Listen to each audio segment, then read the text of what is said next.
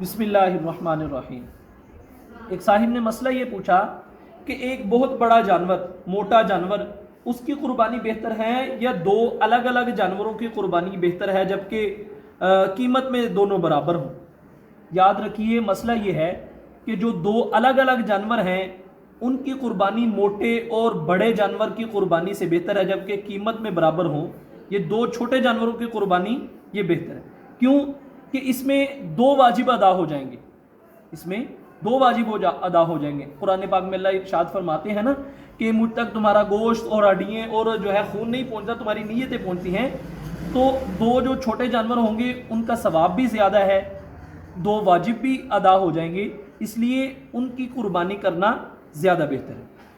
دوسرا فائدہ یہ ہوگا کہ انسان آج کل جو رواج چلا ہوا ہے محلوں کے اندر، کمپٹیشن اور مقابلہ بازی پر